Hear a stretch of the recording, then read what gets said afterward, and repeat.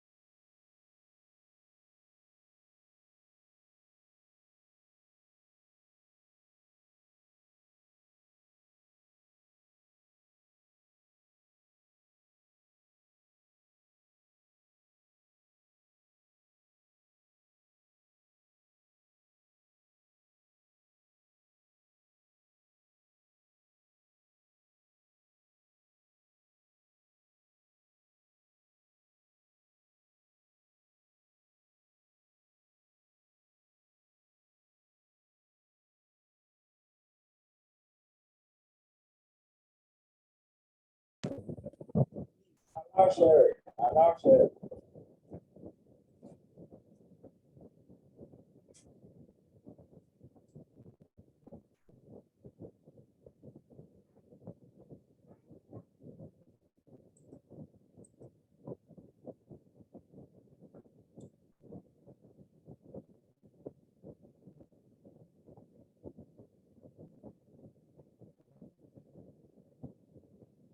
Please allow sharing. Look, it's allowed. You can try.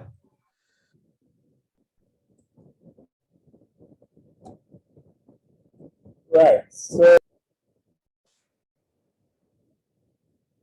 the hyperechoic part. So now this is the gall bladder. Okay. This is a picture of an ultrasound image of the gall bladder. Oh, sorry. Okay. So hey, I hope you can see my cursor now. So this is a picture of a gall bladder. And inside the gallbladder, we can see 3 gallstones in there. This is 1, this is 2, this is 3. Hope you can all see that. And then the black space around it is the gall. I mean the bile. The black space around it is the bile. Okay. And these are 3 gallstones. 1, 2, 3. Now, the ultrasound waves are coming this way. All right. I hope you can all appreciate it. It's coming this way.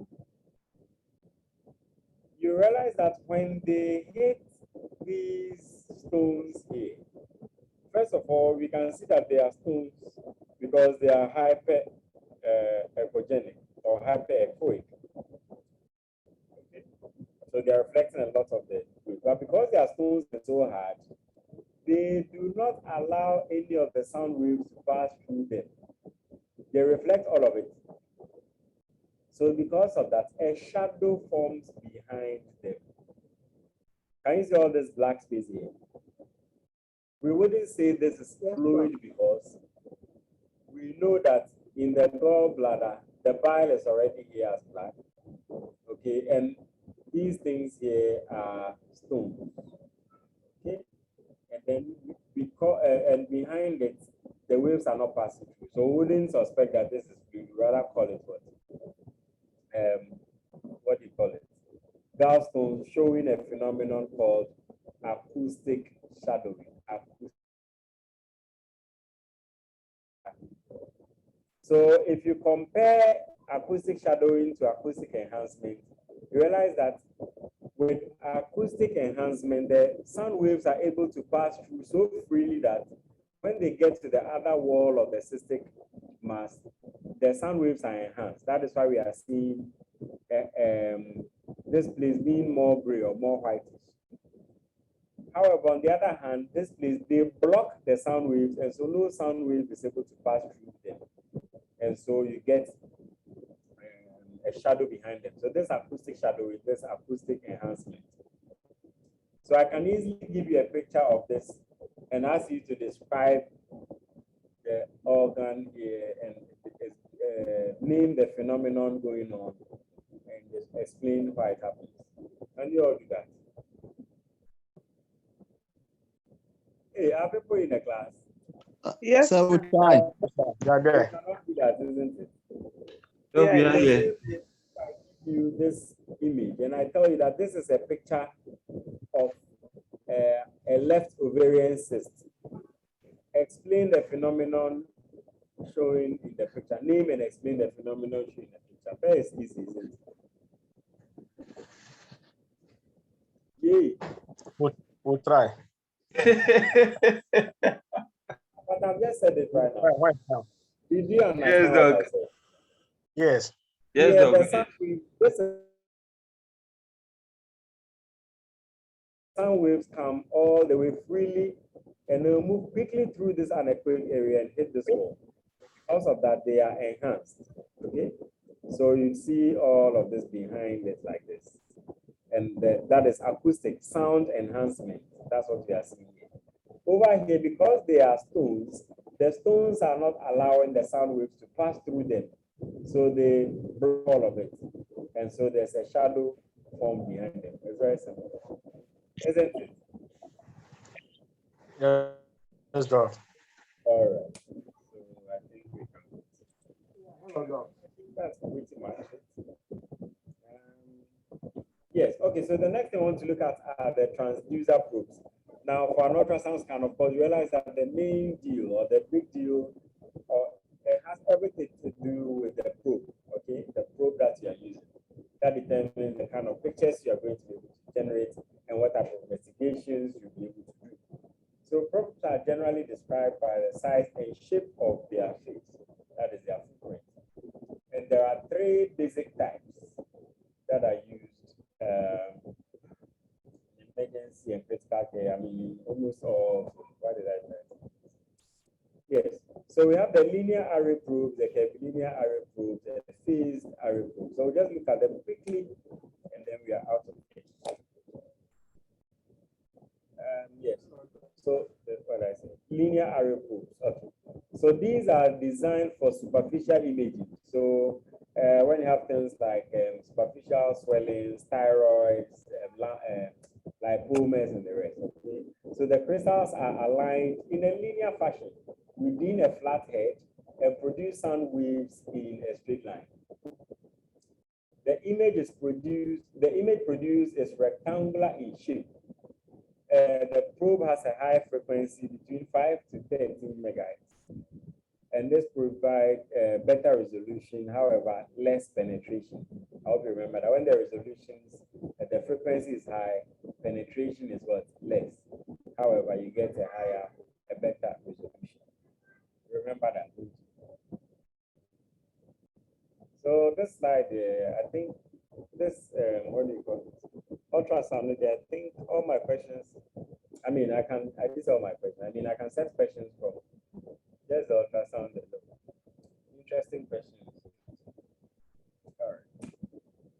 Now, the next probe we want to look at is the curvilinear probe. Maybe before I give you the slides, I'll get pictures of them and put them inside for you. So curvilinear is also called the convex probe.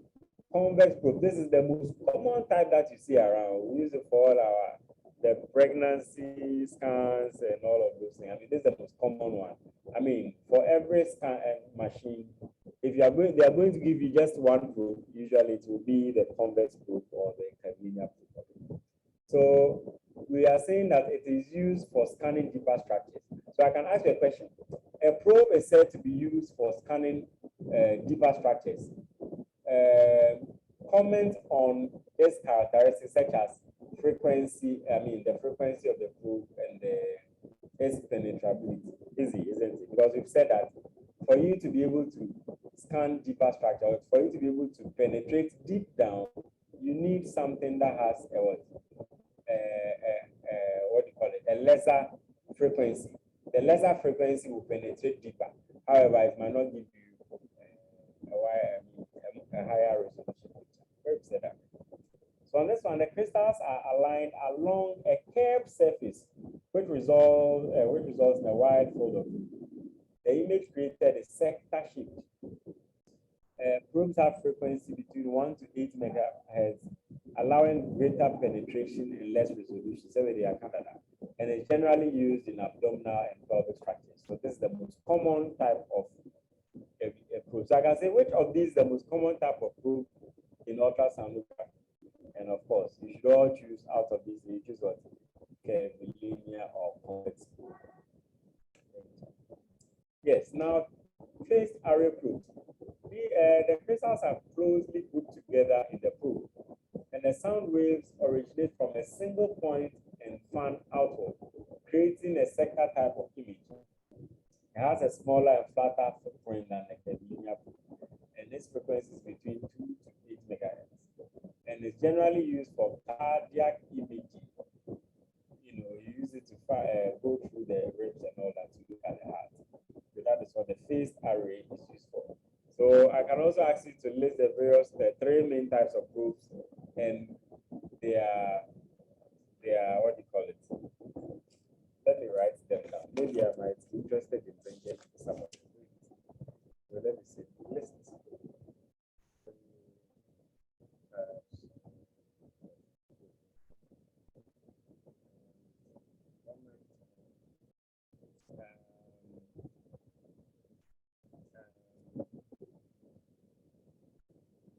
Frequency of its waves. So I can comment on the frequency of the waves and then also its applications. This is important because if you have to do a scan by yourself and they tell you these are the various probes that are available, you should be able to select the right one based on what you are going to do, isn't it? Very simple. What's the other question?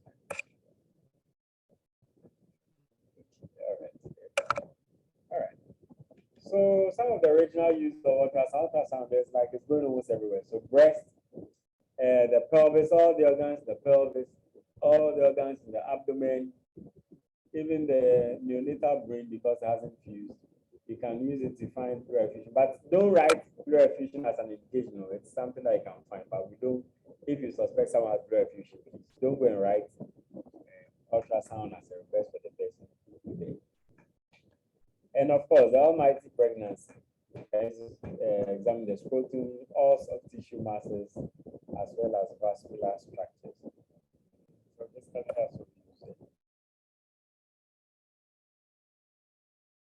we use. Musculoskeletal, obstetrical, the baby head. So it is one of the safest imaging modalities available. No magnetic probes. Thank you very much. Yes, so at this point, I think if you have questions, we can take them.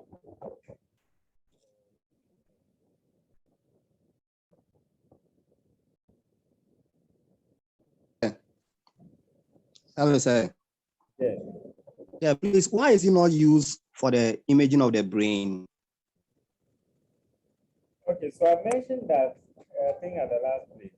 Yes, so we can use it for the neonatal brain. The reason we won't use it for the adult brain is simply because the bones, what do you call it? The bones are fused, and the rays will not easily pass through in the adult. But in the infant, we use it. That's why we're writing in the neonatal brain. Let me see it. Even in pregnancy, when we are doing the scans, we're able to see inside the skull. Also, the hair and all of that will be difficult to. I don't think it would be fair for you to get crop every time you want to. There are better. Sir, please. Can it also disrupt brain circuits? Can it? Can it disrupt brain circuits? Oh, no. Like I said, it is the safest, one of the safest imaging modalities available. It doesn't do that at all. Okay, thank you, sir. Anything else? Okay, so let's talk about exams. The exams are starting when?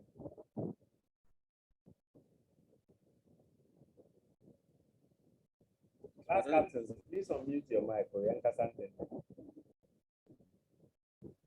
Look, the timetable is tentative. So yes, it's tentative. So Thomas and I will communicate to you on the page together. I mean, this evening about it. Or not the day that I will be having my exam. I'm talking about when you are starting your exam. The date is not out yet. It's next. Some departments have started, and PA is likely to start next week. This coming week. So tomorrow too, we need to have another session. Saturday morning, early morning, we need to try have another session, and then also in the evening have another session so that we'll finish quickly. What I've decided to do is that for the ophthalmology, the rest of the topics, I'll put them together on the Word document.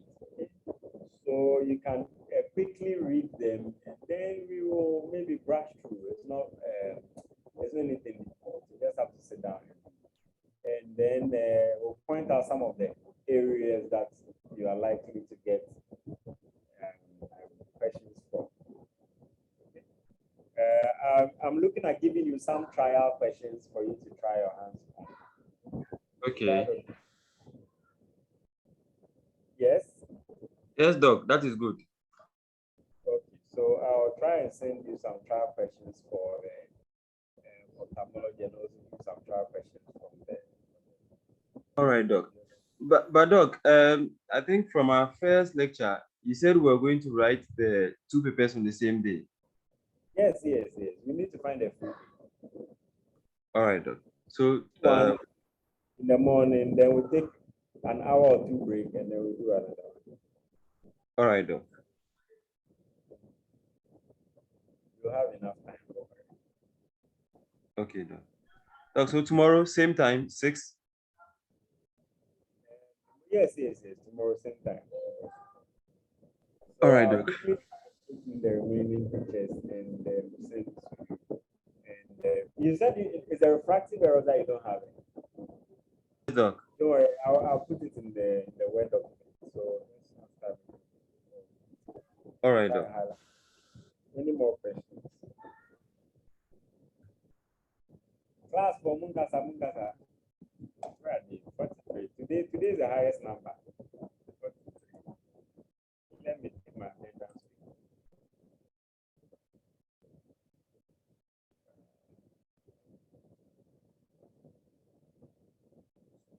So as you said, the exams is over either 70 or 80, and the rest is attendance, isn't it?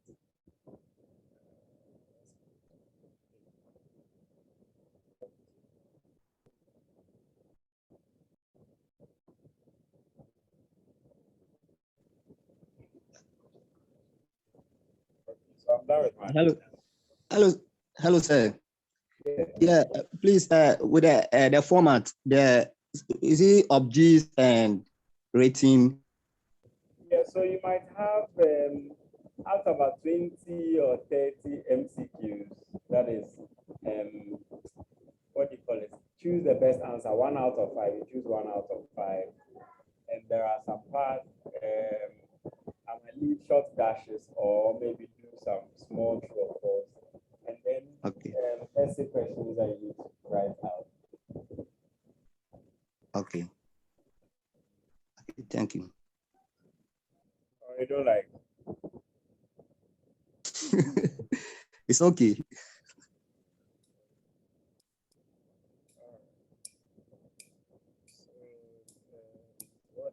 What next? Okay, so if there are no questions, then we will have to end it here. Then let me sort out here. All right, Doc.